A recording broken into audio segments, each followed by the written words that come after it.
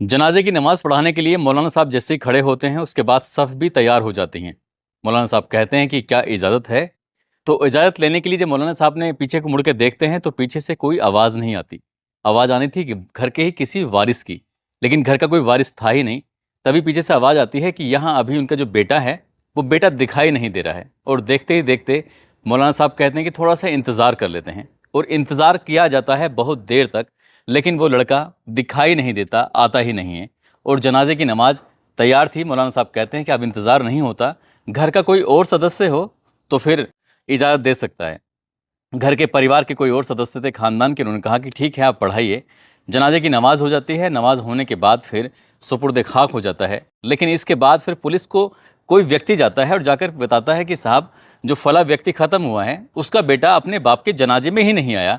आखिरकार कुछ तो बात है, आप इस मामले की जांच पड़ताल क्यों नहीं कराते।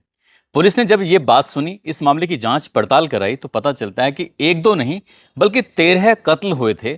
और 13 कत्ल की गूंज न केवल उस मुल्क में थी बल्कि पूरे दुनिया में फैल जाती है। इस घटना का जो राज निकल के सामने आता है तो लोगों को यकीन नहीं हो रहा था कि आखिरकार कत्ल की ये वजह हो सकती है। दरअसल एक लड़की जो अपने ही सगे चचेरे भाई से प्यार कर बैठती है, उसी से शादी करने की जिद पर अड़ जाती है और देखते ही देखते एक दो नहीं 13 कत्ल हो जाते हैं।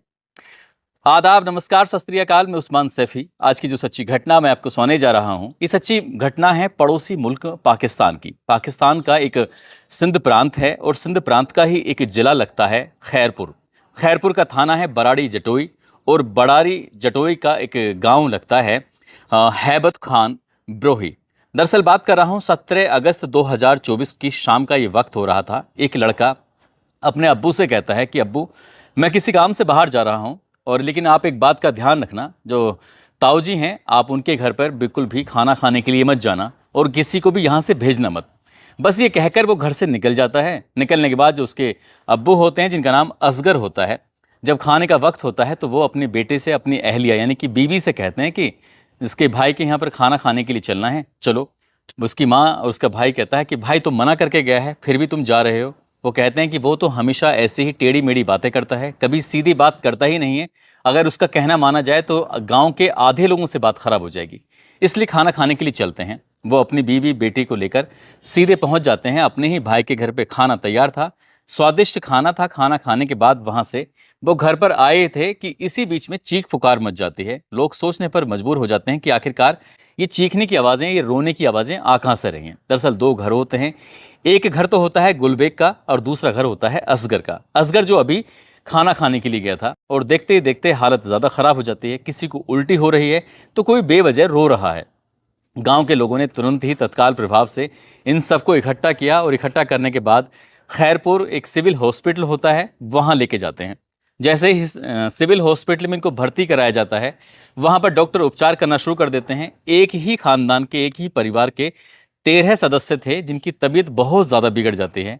और जैसे जैसे वक्त आगे बढ़ रहा था वैसे वैसे स्थिति और नाजुक होने लगती है। कुल मिलाकर रात जैसी आगे चढ़ रही थी, इसी बीच में खबर आती है कि दो लोगों की मौत हो चुकी है। यानी कि एक तो असगर की मौत हो चुकी है और असगर का जो भतीजा होता है, गुलबेग का बेटा जिसका नाम दिलदार होता है, उन दो की मौत हो जाती है।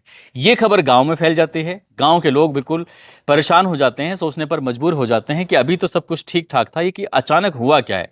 गांव में तरह तरह की चर्चाएं शुरू हो जाती हैं। कोई तो कह रहा था कि शायद खाने में कुछ गिर गया है, कोई कुछ कह रहा है कि शायद पॉइजन फैल गया है खाने के अंदर। तमाम तरह की बातें थीं। दिन निकल आता है और दिन निकलते निकलते ये 18 अगस्त 2024 का वाकया था। अब 13 सदस्यों में से 7 सदस्यों की मौत हो चुकी है। अब जैसे जैसे ये मौतों की संख्या बढ़ रही थी, वैसे वैसे सोशल मीडिया हो, इलेक्ट्रॉनिक मीडिया हो या प्रिंट मीडिया हो, हर जगह ये खबर फैलनी शुरू हो जाती है कि सिंध प्रांत का जिला खैरपुर का गांव लगता है हैबत खान ब्रोही, वहां पर इस तरह से कुछ खाना खाया था। और खाना खाने के बाद परिवार के सदस्यों की तबीयत लगातार बिगड़ रही थी और तबीयत बिगड़ने के बाद आखिरकार उसमें से 7 लोगों की मौत हो जाती है।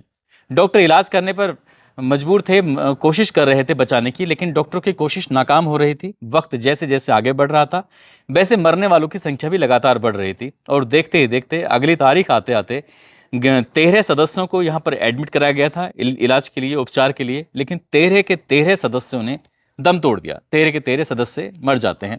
अब इस परिवार में एक लड़की बसती है। उस लड़की का नाम शाइस्ता होता है। अब शाइस्ता भी परेशान थी अपने पूरे घर वालों को के मरने के बाद। कुल मिला के अगर हम परिवार के सदस्यों की संख्या ज्ञात करते हैं तो एक गुलवेग है, उसकी बीवी गुलजादी है, साथ ही उसकी एक बेटा है मंजूर, उसका दूसरा बेटा है दीवर, तीसरा बेटा है दिलदार, उसकी एक बेटी है खातून समीना हजियानी मरियम।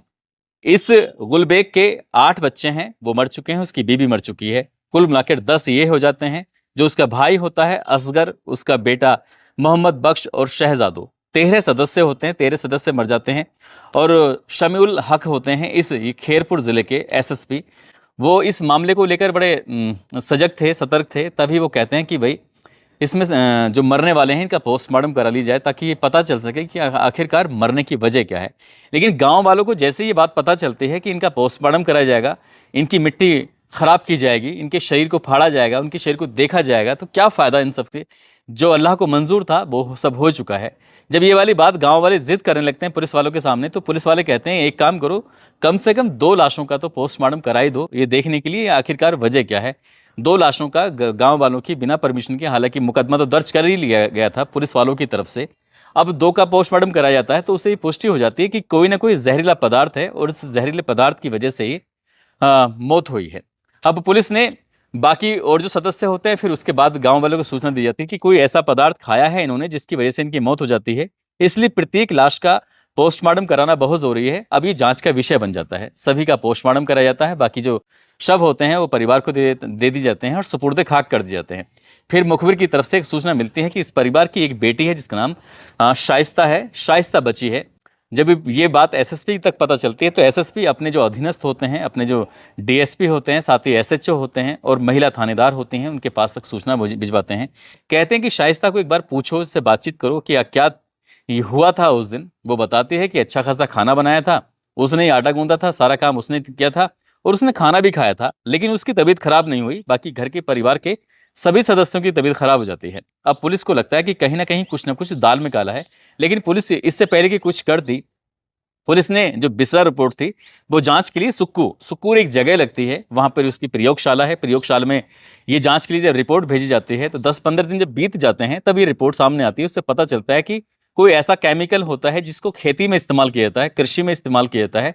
उस केमिकल का इस्तेमाल खाने में किया गया था, जिसकी वजह से परिवार के 13 सदस्यों की मौत हो जाती है। तभी मुखबिर पुलिस के पास आता है और आने के बाद कहता है कि साहब, जिस दिन असगर का सुपुर्दे खाक किया गया था, उनका इंतकाल हुआ था, उनके जनाजे के लिए जब मौलाना साहब खड़े होते हैं, कहते हैं कि जनाजे की नमाज के लिए इजाज़त है कि नहीं है। उस वक्त उनका बेटा अमीर बख्श होना चाहिए था मौके पर, लेकिन अमीर बख्श मौके पर था ही नहीं।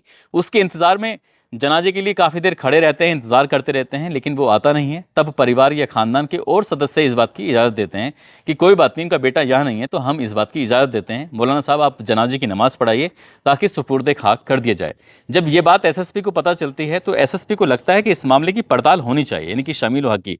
अब शमील हक ने सीधा कोर्ट की तरफ रुख करते हैं और कोर्ट की तरफ रुख करने के बाद कहते हैं कि जो इनकी बेटी एक मात्र बच्ची है जिसका नाम शाइस्ता होता है, और अमीर बख्श जो बच्चे हैं, इनको रिमांड पर लेने के लिए जब कोर्ट में अपील की जाती है तो कोर्ट इन्हें 4 दिन की इजाज़त दे देता है कि आप 4 दिन तक इनसे पूछताछ कर सकते हैं, इनसे बातचीत कर सकते हैं, और उसके बाद फिर जो बात है आप बताइए, लेकिन इनसे कोई सख्ती नहीं होनी चाहिए। जैसे कोर्ट हमेशा इस तरह का आदेश देता है। कई बार पुलिस 3rd डिग्री का इस्तेमाल करती है, ज़बरदस्ती करती है, तो उन्होंने कहा कि कोई ज़बरदस्ती नहीं होनी चाहिए। वैसे भी इनके परिवार के 13 सदस्य ख़त्म हो चुके हैं और बाकी लोगों को इस बात का पता चलेगा तो ये बड़े अफसोस की बात होगी। कुल मिलाकर पुलिस ने इन दोनों को हिरासत में लिया, हिरासत में लेकर इनसे पूछताछ करते हैं। पूछताछ में जब इनसे अलग अलग सवाल जवाब किए जा रहे थे तो ये जवाब देने में थोड़ा कतरा रहे थे, खासकर जो लड़की होती है शाइस्ता ने जवाब देने से कुछ जब इधर उधर की बातें करने लगती है तब शाइस्ता के प्रति थोड़ा सख्त रुख अपनाया जाता है। और जब वो बताती है, जब वो खुलासा करती है, तो उस खुलासे से सभी को बड़ी हैरानी होती है। दरअसल वो बताती है कि ये लड़की अपने ही भाई से, यानी कि अपने ही चाचा के बेटे से बेइंतहा प्यार करती थी। जब इस बात का उस लड़की के माँ और उसके अब्बू को ये पता चलता है तो इन दोनों ने एतराज़ करना शुरू कर दिया। उन्होंने कहा कि शादी होगी हमारी मर्जी से होगी, तुम अपनी मर्जी नहीं चला सकती। लेकिन लड़की शाइस्ता जिद पर अड़ जाती है, अपनी अम्मी और अब्बू से कहती है कि शादी होगी तो इन्हीं से होगी, नहीं तो किसी से नहीं होगी। और इस बात को लेकर परिवार में विवाद भी होने लगता है। हालांकि जो आमिर बख्श होता है उसका भाई, वो कहता है कि यहाँ से भाग चलते हैं, कहीं जाकर रहेंगे आराम से, कोई दिक्कत नहीं, कोई परेशानी नहीं। वो कहती है कि हम क्यों ऐसी जेलों वाली ज़िंदगी जिएं, हम तो आराम से खुले आसमान की तरह रहेंगे और खुले जिंदगी जिएंगे, अगर इन्हें कोई दिक्कत आएगी तो इन्हें आनी चाहिए। तभी वो कहती है कि कुछ ऐसा इंतजाम करो जिससे जहरीला पदार्थ वगैरह कुछ मिले, ताकि मैं परिवार के लोगों को सबक सिखा सकूं। इसलिए जो असगर का बेटा होता है आमिर बख्श ने आखिरकार कुछ पैसे का इंतजाम करने के बाद वो एक ऐसे जहरीले पदार्थ का इंतजाम करता है जिस जहरीले पदार्थ को उस लड़की को लाकर दे दी जाता है। और उस लड़की ने ये बना लिया था इरादा कि कब उसको, यानी कि 17 अगस्त 2024 को वो खाने में जहर मिलाकर देने वाली थी। और इसके लिए उसने ये जानकारी रखती ही थी।